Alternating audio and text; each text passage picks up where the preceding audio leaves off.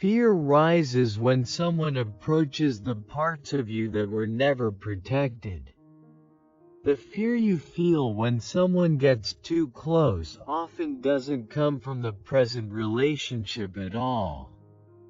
It comes from the body remembering moments when closeness exposed you without protection. When someone approaches your inner world, your feelings, your needs, your softness, the nervous system reacts as if danger is near.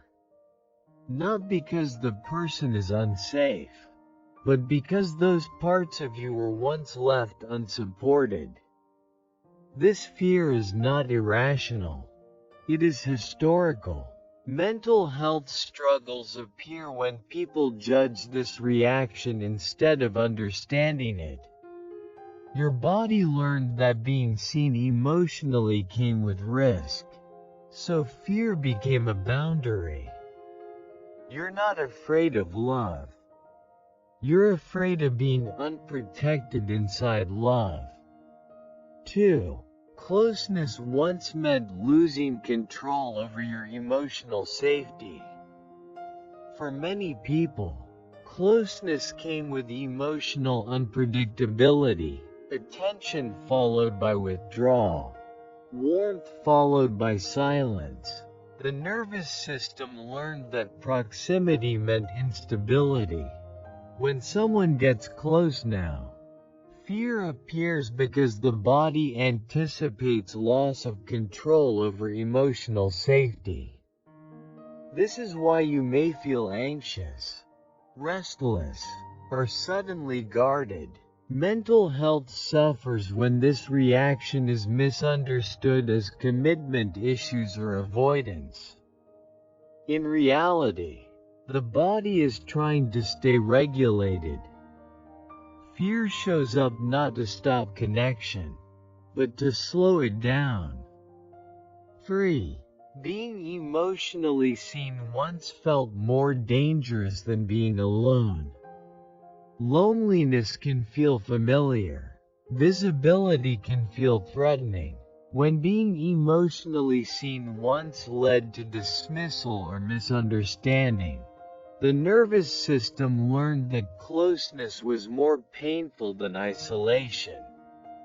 As someone gets closer, fear rises because visibility increases. Vulnerability feels like exposure rather than relief. Mental health struggles deepen when people force openness without safety. The fear you feel is not about rejection. It's about exposure without support. 4. Fear is how your nervous system protects hope. One of the most misunderstood aspects of fear around closeness is that it exists alongside longing. You want connection deeply, but fear appears to protect that desire from being hurt again. The nervous system uses fear to guard hope. Mental health improves when this is recognized. Fear is not the enemy of intimacy. It is the guardian of it. It appears when the body cares. You are not conflicted. You are protective. 5. Distance once kept you emotionally intact. Pulling away often kept you stable when closeness felt overwhelming. Distance became regulation. The nervous system learned that space restored calm. As an adult, fear arises when someone gets too close because distance once meant survival. Mental health struggles lessen when distance is seen as strategy, not failure. You didn't choose fear. Fear chose you to keep you intact. Understanding this allows closeness to be rebuilt slowly, without shame. 6.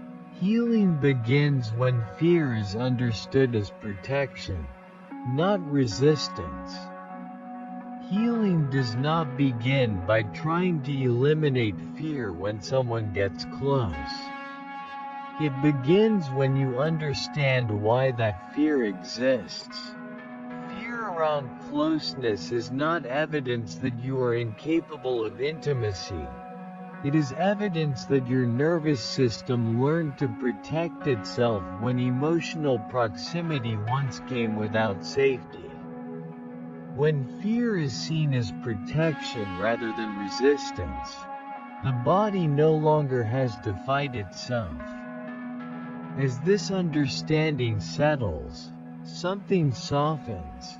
You stop forcing yourself to stay open when your system is overwhelmed.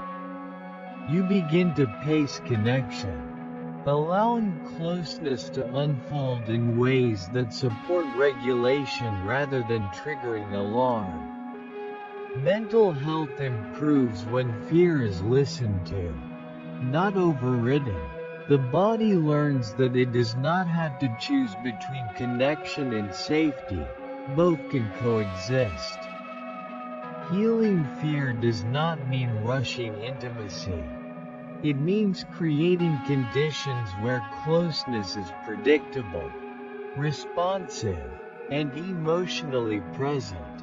Over time, as these conditions repeat, fear gradually loses its urgency because it is no longer needed to protect you.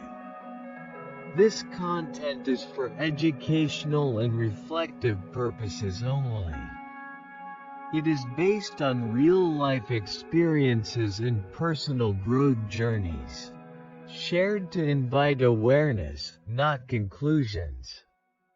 We encourage kind, respectful discussion and constructive comments.